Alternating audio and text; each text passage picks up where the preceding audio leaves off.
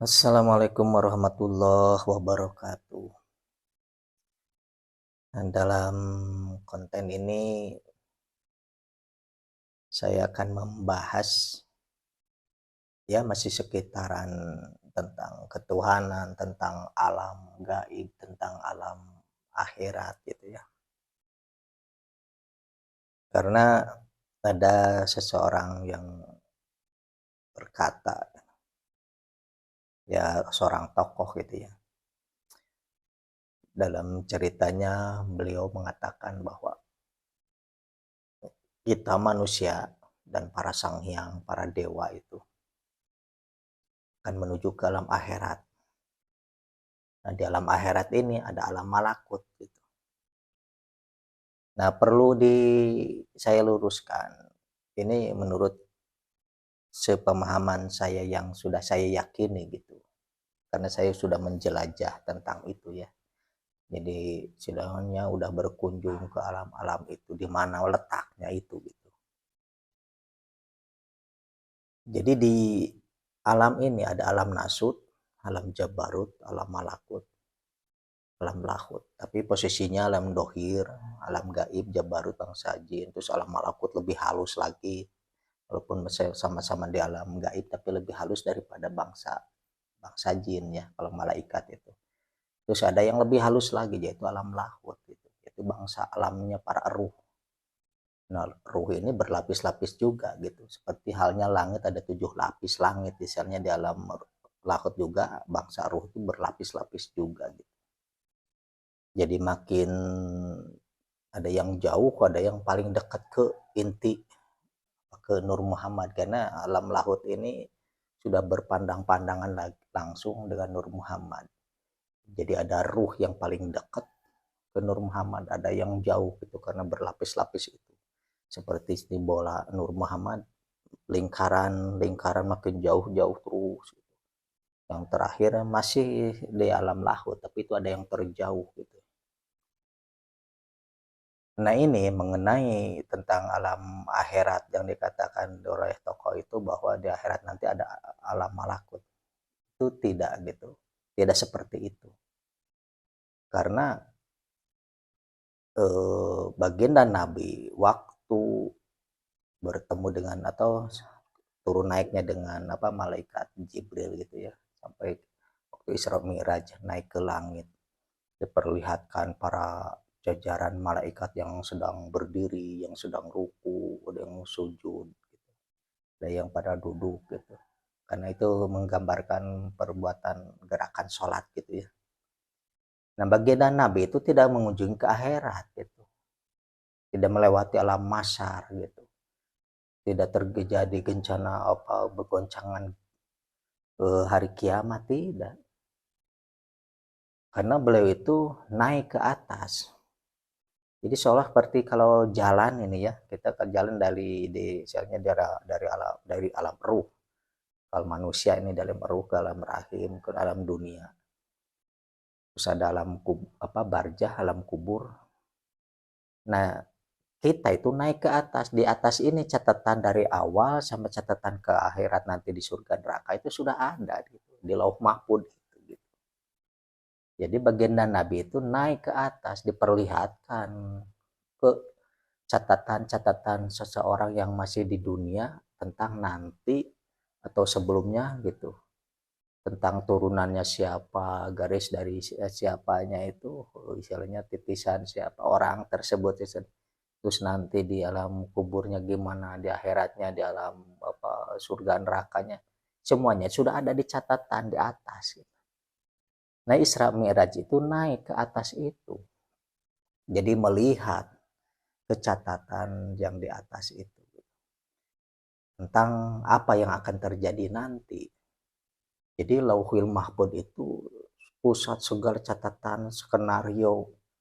Istilahnya kalau seperti kita itu membaca buku, sudah bisa membaca buku yang buku itu belum difilmkan seolah-olah gitu, belum dijalani ceritanya gitu, alur ceritanya seperti gambaran di kehidupan gitu. Nah, skenario skenario itu berada di induk kita di Lauhul Mahfuz. Nah, baginda Nabi itu naik ke atas gitu. Jadi antara alam nasut, alam jabarut, malakut, lahut. Nah ini lauh mahfud di atas. Sedangkan perjalanan soalnya dari apa dari mulai dalam ruh, alam rahim, alam dunia, alam kubur, apa alam barzah, alam kubur, terus nanti alam masyar itu berjalannya ke sana. Nah, di catatan ini, perjalanan ini sudah ada gitu. Fase-fasenya bakal nantinya gimana sudah ada di catatan. Jadi posisinya seolah-olah kalau kita menuju ke alam malakut, kita cuma membuka tirai apa ilmu kebatinan gitu, bukan pergaiban gitu.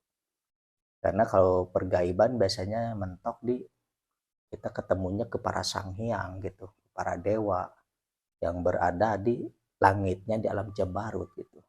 Di alam kajinan ini kalau kita bisa melihat bangsa jenis jin, ratusan jin gitu ya. Tapi kita bisa naik lagi posisi dari alam yang biasa itu, walaupun di antara jenis-jenis jin yang satu sama jin yang lain itu tidak bisa berbaur. Seperti seperti ada sekat lagi gitu. Seperti ada sekat lagi. Nah, ini ada lagi yang lebih tinggi, yaitu alam khayangannya di alam jabarut. Yaitu bersemayamnya para dewa, para sanghyang, para siluman manusia yang berada, yang hidup dalam jabarat itu. Bisa karena perjanjian, bisa karena ada istilahnya kalau mungkin di istilah Sunda disebakan gitu. Jadi ada orang yang berguru, bersekutu dengan bangsa jin, seorang yang disebakan itu dibawa ke alam jin. Nah, dia bisa hidup di alam jin ini gitu, berbaur gitu istilahnya. Jadi ya pekerjakan lah di alam kejinan. Nah, ini posisinya sebenarnya sudah kalau levelnya manusianya orang berilmu seperti ustadz, jangan ahli hikmah. Karena banyak juga manusia-manusia yang bersekutu dengan bangsa jin. Nah, dia tuh perginya ke alam jin, tinggalnya itu dalam siluman itu. Jadi lebih tinggi posisinya dengan bangsa jin sendiri. Karena begitu manusia datang masuk ke alam jabarut, bangsa jin ini seolah seperti kita sekarang menemui seseorang yang sudah ada di alam barzah. Karena ada sekat lagi. Tidak bisa, walaupun dia satu kampung gitu, tapi ada rumah-rumah lagi gitu. Sekat-sekat gaib yang tidak bisa soalnya kalau kita masuk ke alam jin, semua bangsa jin bisa dilihat, tidak juga gitu. Kecuali kalau kita memohon, ya Allah, saya minta pengen bertemu dengan Abah Yusuf misalnya. Yang dilihat cuma Abah Yusuf, yang lainnya nggak ada. Gitu. Jadi kalau kita masuk ke perkampungan, tapi itu kalau lihatnya dari luar mungkin bisa. Jadi soal lihat perkampungan bangsa jin istilahnya, jenis Ipri, jenis siluman bangsa Genderuwo, jenis apa itu ada negara-negaranya masing-masing gitu, ada wilayah-wilayahnya. Tapi di antara jenis-jenis itu tidak berbaur, kecuali kalau sama-sama tinggi ilmunya, ini bisa masuk ke alam ini, ke alam jenis jin yang lain, yang ini juga bisa tembus. Termasuk bangsa jin yang bisa tembus ke alam manusia gitu. Itu karena ketinggian ilmunya dia gitu. Bisa mendohir gitu wujud di alam manusia, itu berarti sakti gitu ya. Tapi Bu, kalau dia ketahuan oleh manusia sedangkan bukan karena kesaktiannya, itu karena dianya lagi apes, mungkin manusia bisa melihat dia. Dia sendiri tanpa sadar sudah terlihat oleh manusia, berarti lagi apes gitu. Tapi kalau dulu zaman nabi-nabi Nabi Idris ke atas gitu, bangsa jin tuh bisa dilihat ya. Bukan bisa dilihat selalu dohir, tidak gitu. Dia itu bisa menampakkan gitu. Jadi seolah keluar masuk kayak jalan ke air saja gitu, dari dalam jin ke manusia bisa berbaur gitu. Bangsa jin itu ke bangsa manusia itu. Kalau sekarang seolah jarang gitu. Jarang orang yang menemui, mungkin pengalaman saya waktu di Kawah Galunggung gitu, waktu bulan Mulu itu pernah selama 1 bulan itu saya mendengar kesibukannya di alam gaib gitu. Saya dengar suara gimana lah perkampungan yang ramai gitu, banyak penduduknya, kita seolah ada di tengah-tengah perkampungan itu pernah saya dengar sendiri. Jadi ternyata di alam gaib memang ada kehidupan seperti kehidupan kita, Tapi biasanya itu kalau sesama satu jenis gitu. Kalau lain jenis lagi itu tidak berbaur gitu. Kecuali orang-orang yang pada sakti biasa bisa antara lintas ras dia itu ya istilahnya berkunjungnya gitu. Nah, yang lebih tingginya itu bangsa siluman gitu. Yang orang-orang silem bangsa manusia yang berada di alam itu posisinya lebih tinggi. Karena waktu saya naik ketemu dengan seseorang, ya angkatnya Eyang ya, jadi bangsa manusia, itu bangsa jin sampai harus memanggil dulu seperti menggunakan ilmu hikmah untuk menghadirkan Eyang itu. Padahal ini bangsa jin, gitu. Memanggil Eyang ini sampai harus seperti orang yang ngamat lagi gitu. Baru datang Eyang itu. Jadi posisinya bangsa siluman itu seolah-olah kalau dari bangsa dari alam jin, bangsa jin ini ke alam gaib lagi seperti kita manusia pengen ketemu bangsa jin kan susah karena memang mereka ada di alam gaib. Nah, begitu juga bangsa siluman, itu mereka di alam gaib walaupun kita sudah ada berada di alam jabarut. Terus lebih tinggi lagi yaitu alam malakut. Jadi bangsa jin walaupun sama-sama bangsa makhluk gaib tidak bisa melihat malaikat. Karena posisinya lebih halus gitulah. Makhluk halus lagi misalnya walaupun kita nganggap bangsa jin itu makhluk halus kan enggak, mungkin perbandingannya berapa persennya di seluruh dunia yang bisa melihat masuk ke alam itu gitu. Nah, kalau kita sudah ada di alam jabarut, di alam kejinan, sudah ada di alam siluman yang lebih tinggi juga, tetap kita tidak bisa masuk melihat ke alam malakut, tidak bisa melihat malaikat. Dan posisinya lebih halus lagi gitu dari bangsa siluman malaikat itu. Kecuali malaikat yang datang menampakkan ke kita, ke bangsa jin, ke bangsa manusia gitu. Karena tugasnya sama aja malaikat itu. Ke manusia dan ke bangsa jin gitu. Nah, ini jadi malaikat halus, lebih halus daripada bangsa jin, tapi bangsa ruh lebih halus lagi daripada bangsa malaikat. Nah, sedangkan alam akhirat itu alam yang nanti yang akan datang. Kita baru sampai di alam kubur. Jadi yang orang-orang yang meninggal zaman Nabi Adam apa sebelum kita pokoknya itu baru sampai di alam kubur. Istirahat di situ. Nunggu hari kiamat. Jadi hari kiamat pertama, songsong pertama itu kehancuran jagat kabir. Jadi semua bintang-bintang galaksi semua itu bakal hancur. Dan bangsa manusia, bangsa jin itu, yang terakhir bangsa malaikat tuh pasti masuk ke alam kubur karena malaikat juga bakal meninggal gitu. Cuma yang terakhir itu malaikat Israfil gitu. Malaikat Israfil isinya paling belakangan gitu. Setelah hancur segala macam, nah yang terakhir mungkin setelah Israfil ada yang paling terakhir itu malaikat Ijrafil. Jadi kalau malaikat Israfil itu terakhir untuk menghancurkan jagat gitu. Jadi segala galaksi semua itu bakal hancur, langit digulung itu maksudnya lapisan-lapisan gas tuh nggak ada gitu. Kalau sekarang kan bisa dipisah-pisah.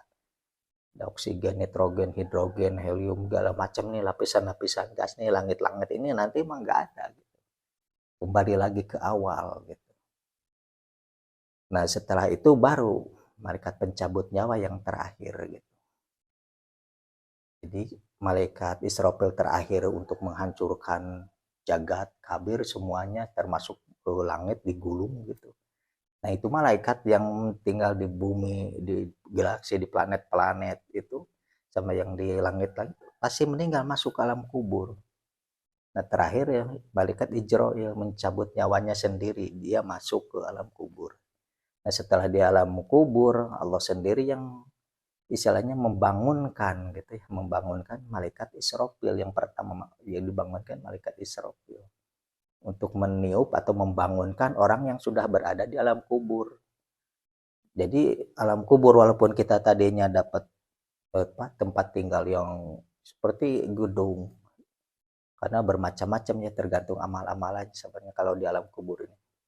Tapi misalnya kalau kita mendapatkan tempat tinggal yang bagus, kan di situ ada nikmat kubur ya, kita dapat tempat tinggal seperti di real estate aja gitu. Nah, itu di kiamat yang pas tiupan sangkakala kedua itu yang bangunan di alam kubur itu hancur. Yang tersisa kita muncul seolah di padang pasir yang sangat luas, sudah nggak ada bangunan, udah nggak ada gunung, udah nggak ada apa. Pokoknya semuanya rata aja karena semuanya hancur. Nah, itu yang pertama dibangunkan tuh malaikat Israfil itu untuk menghancurkan alam kubur itu. Dan bangkit dalam masyar. Yang pertama dihidupkan dari golongan bangsa manusia itu baginda Nabi Muhammad SAW. Beliau bertanya, jadi guncangan pertama waktu jagat kabir beliau tidak bangun gitu. Di alam istirahat dalam kuburnya tenang aja. Jadi di goncangan kedua, tiupan sangkakala kedua baru baginda Nabi itu Rasulullah itu dihidupkan. Terus beliau bertanya, ini hari apa? Hari kiamat. Tapi hari kiamatnya bukan hari kiamat apa goncangan yang pertama yang menghancurkan jagat kabir, bukan. Tapi yang membangunkan dari alam kubur. Jadi semua malaikat, semua manusia itu yang patut dihidupkan nanti di alam mahsyar itu kita standby dalam kubur. Nah, itu jalan menuju akhirat gitu. Jadi menuju akhirat itu dari dunia, dari alam nasut ke alam barzah, alam kubur. Nah, di alam jabarut misalnya bangsa jin gitu meninggal ke alam barzah, ke alam kubur lagi malaikat, misalnya ke alam barzah, alam kubur lagi. Jadi semuanya bangsa jin, manusia, malaikat tuh istirahat dulu di alam kubur. Ini menuju akhirat. Jadi belum masuk ke alam akhirat. Dan begitu dibangunkan di alam akhirat seperti lahir seperti dari rahim ibu ke dunia gitu. Nanti kita juga dari alam kubur langsung itu karena ada goncangan ya kiamat itu, tiupan trompet yang kedua baru pada dimunculkan gitu, hidup lagi. Tapi itu jagat alam kubur itu tadinya kita tinggal di bangunan itu hancur juga. Goncangannya lumayan untuk membangunkan semua ruh yang tinggal yang jadi penghuni alam kubur. Nah, begitu bangun itu baru itu akhirat gitu. Ya, kita bangun berada di alam akhirat gitu. Nah, dari situ kita proses lagi perjalanan gitu di alam mahsyar untuk ketemu ya di apa istilahnya mencari hak syafaat atau tergantung amal-amalan lagi kita gitu. Nah, ya, kalau menurut saya gitu, begitu bangun di alam mahsyar kita itu seolah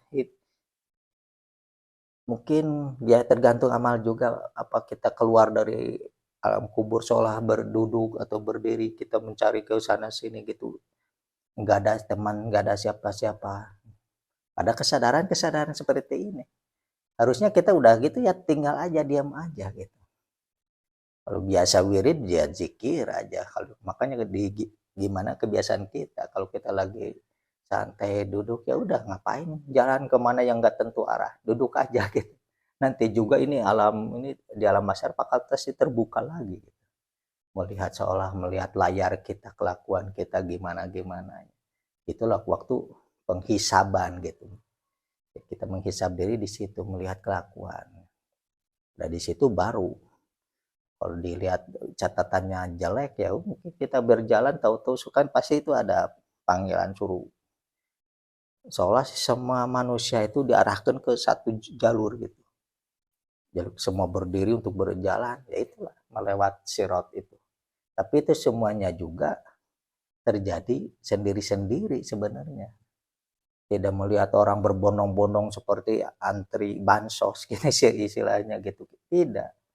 Kita soalnya dipanggil satu arah, kalau dilihat dari atas mungkin ini ya miliaran manusia gitu, tapi yang kita rasakan cuma sendiri-sendiri. Jadi soal kita merasakan sendiri di tengah padang pasir yang sangat luas yang nggak ada ujungnya gitu. Tapi begitu kita sadar bahwa ini di alam mahsyar, kita bangun ya udah biasa zikir ya, ingat ke Allah ya terus aja zikir gitu. Makanya dibiasakan sejak sekarang gitu, daripada bengong nyantai ya wirid aja gitu. Nanti juga seperti itu merasakannya gitu. Nanti kalau itu baru ada, makanya ada yang waktu hisab itu ada yang lama sampai bertahun-tahun, ada juga yang sebentar gitu. Mungkin istilah sekarang bisa dari pagi berduduk tahu-tahu setengah hari udah terbuka gitu, suruh jalan ibaratnya lihat yang kita lewati nanti itu apa kita masuk tergelincir apa tidak. Karena di situ ada manusia yang kecepatan seperti secepat kilatan mata gitu. Udah terbuka, oh itu tujuan kita langsung set udah nyampe gitu. Tapi ada juga yang seperti kilat, ada juga yang seperti berlari cepat gitu. Kita berlari menuju itu ada gerbang soal seperti itu gitu. Ada yang merasa langsung sampai, ada yang harus berjalan aja, ada yang merangkak itu saking soalnya jauh sampai ada yang katanya puluhan tahun melewati itu. Kalau ukuran manusia ini, karena udah kelihatan, kita menuju ke sana gitu. Nah itu baru alam akhirat gitu. Jadi alam apa malakut itu tidak ada di sana gitu, di akhirat tidak, tapi bagian dari di dunia yang makhluk halus terhalus lebih halus daripada bangsa jin yang kita bisa tempuh sebenarnya, kita jelajah gitu. Jelajahnya kemana? Keluar apa ke diri dulu, bersihin gitu dengan istilahnya zikir-zikir amalannya terus untuk membersihkan pikiran hati kolbu terus, insya Allah ini semuanya bakal terbuka, bisa melihat oh ini jin, ini kodam, oh ini malaikat, oh itu ruh, itu bisa dilihat sekarang gitu. Tapi kalau istilahnya yang diperlihatkan masalah apa siksa surga neraka yang nanti, sebenarnya kita bukan mengunjungi ke akhirat ya, tapi kita mengunjungi ke lauh mahfuz melihat catatan yang akan terjadi nanti gitu. Mungkin ini bahasan bisa dipahami ya. Jadi antara alam akhirat dan alam malakut itu tidak ada di sana gitu. Alam malakut bisa kita tempuh di sini gitu. Karena ibaratnya ya dulu kan sering kejadian gitu, para nabi sering didatangi malaikat. Itu bukan datang dari alam akhirat gitu, bukan datang dari akhirat, tapi dari alam gaib, dari alam malakut, malaikat itu. Kalau dari alam akhirat itu tidak ada seorang pun manusia atau malaikat yang bisa kembali gitu. Itu sekonyong-konyong udah bisa masuk ke akhirat terus pulang lagi, itu tidak mungkin gitu. Karena sudah jelas-jelasnya tidak ada yang bisa kembali lagi ke dunia. Ke alam dunia itu maksudnya ke alam jagat kabir ini. Karena semuanya kalau hari kiamat itu bangsa bintang-bintang galaksi semuanya tuh sudah agak ada, udah hancur, udah bersatu gitu. Karena tadinya bongkahan dunia ini, planet-planet ini dari apa bongkahan yang satu nanti kembali lagi. Jadi yang dikatakan dunia itu ada bintang, langit, bulan tuh sudah tidak ada kalau nanti di alam akhirat itu. Terus sekarang masih ada ya karena masih di dunia. Jadi dunia itu cuma bukan bumi yang kita pijak gitu. Tapi kita bisa melihat bintang-bintang, matahari ini dunia gini. Dunia seisinya itu gitu. Nah nanti setelah kiamat, kejadian kiamat ini langit bintang-bintang sudah nggak ada. Walaupun ya di alam masyarakat terang, iya terang, tapi bukan terangnya karena matahari ada. Kalau itu masih matahari masih ada gitu, berarti masih di dunia berarti. Karena kalau nanti itu bulatan matahari, bintang, bulan itu sudah tidak ada gitu. Jadi terangnya di apa dalam masyar itu benar-benar oleh karena nur gitu, bukan karena cahaya dari bintang atau dari matahari, bukan, berupa nur gitu. Nah itu tergantung kembali lagi ke amal-amalan kita ya. Kalau dalam masyar karena dikisahkan ada yang sampai keringat ya istilahnya setinggi apa mata kaki, ada yang tenggelam di keringat sendiri. Ya seperti kita ini kalau kita mau disidang pasti itu gemeteran mungkin badan sampai keringat tuh, keluar keringat dingin gitu. Saking takutnya karena menghadap mau disidang gitu. Ya, di alam masyarakat juga seperti itu. Kita itu berkeringat sampai tenggelam di keringatnya sendiri. Tapi itu juga buat kita sendiri yang merasakan. Karena di alam masyar ada juga orang yang merasa sejuk gitu. Enjoy aja dia mau disidang ya silakan aja, ayo aja gitu. Tidak merasa gemetar gitu, takut tidak gitu. Malah santai aja. Ya kita kalau sudah pemikiran gitu jiwanya di dunia sekarang udah pikirannya santai aja. Kita hadapi gitu karena kita sudah menghisab diri sebelum itu terjadi semua gitu ya. Karena di dunia sudah nimang-nimang kesalahan saya ini ya. tinggal istighfar, tinggal tobat aja terus berbuat amal baik. Ya, di dunia sudah dianggap beres, ya nanti juga ya cepat gitu. Jadi nggak usah nunggu-nunggu nanti aja hisabnya, perhitungannya. Sekarang aja itu amal-amalan kita. Kita itu banyaknya kebaikan apa keburukan gitu. Kalaupun kita pernah berbuat keburukan yang banyak, tobat aja. Kita tinggal tobat, istighfar yang benar ya. Insya Allah itu keburukan-keburukan kalau kita ganti dengan kebaikan, bakal yang terakhirnya kebaikan itu. Karena Allah itu maha pengampun gitu. Sebesar apa, sebanyak apapun dosa kita, kalau kita tobatnya benar, itu dosa-dosa yang lalu itu langsung habis, hilang. Tapi kita juga jangan bersandar ke amal perbuatan. Merasa kita telah berbuat kebaikan ini. Sekali berbuat gibah aja, ngomongin orang, tapi kita penuh kebencian, biar orang ikut benci kepada orang yang dibenci kita gitu. Kita ceritakan keburukannya. Nah itu gibah. Gibah itu ya udah habis amal-amalan kita semua itu.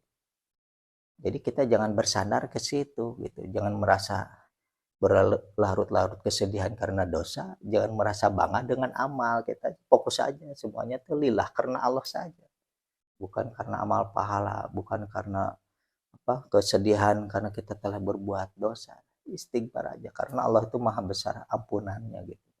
Tapi jangan meremehkan, merasakan Allah kan penerima ampunan dan penerima amalan. Kalau amalannya tidak ikhlas, tidak ada, kosong nilainya gitu. Jadi harus murni segala sesuatunya pure karena Allah aja gitu. Bukan karena mengharapkan yang lain-lainnya gitu. Mungkin itu dicukupkan bahasan ini, mungkin di video selanjutnya bila perlu saya akan uraikan lagi sesuai petunjuk batin juga, karena kalau saya bicara ini harus ada nggak dorongan ke situ untuk menjabarkan ya. Mudah-mudahan pemaparan ini mudah dipahami ya. Jadi ringkasnya, alam dunia, alam nasut, alam jabarut, alam malakut, alam lahut ada di dunia sekarang ini gitu. Tapi alam akhirat nanti setelah melewati alam kubur gitu. Jadi setelah di alam kubur bangkit itu udah akhirat gitu. Jadi alam kubur ini pertengahan tempat istirahat gitu. Sebelum masuk ke alam akhirat gitu. Tapi sebelum masuk ke alam akhirat itu ada alam barzah. Jadi alam barzah ini alam antara sekat gitu, antara dunia, dalam alam kubur ini alam barzah. Nah kita itu masuk ke alam barzah dulu. Kalau meninggal si arwah ini masuk ke alam barzah, terus masuk ke alam kubur untuk istirahat. Kalau masuk dulu ke alam barzah, berarti nggak ada yang bisa nyempurnain gitu arwah kita. Berarti kita akan gentayangan di sini terus-terusan. Berhari-hari, bertahun-tahun, mungkin bisa ratusan tahun. Arwahnya di sini terus saja. Belum masuk, belum ke tempat istirahat. Karena alam kubur ini tempat istirahat, menerima nikmat kubur atau siksa kubur gitu. Kalau ini masih gentayangan, meminta, memohon, didoakan segala macam. Kalau sudah ada di alam kubur, udah istirahat sebenarnya. Karena sudah nunggu masanya nanti hari kebangkitan, hari kiamat kita akan keluar di alam mahsyar gitu. Nah nunggu di alam kubur ini sejak zaman Nabi Adam, sekarang masih di alam kubur ini gitu, belum ke akhirat karena belum terjadi kiamatnya juga. Nah itu perbedaan jadi antara alam malakut dan alam akhirat. Itu alam akhirat itu alam yang akan datang nanti setelah jagat kabir semuanya hancur dan semua bangsa manusia, jin, malaikat meninggal gitu, masuk ke alam kubur gitu, baru nanti bangkit lagi, dia itu sudah alam akhirat gitu ya. Cukupkan sekian, wabillahi taufiq wal hidayah. Wassalamualaikum warahmatullahi wabarakatuh.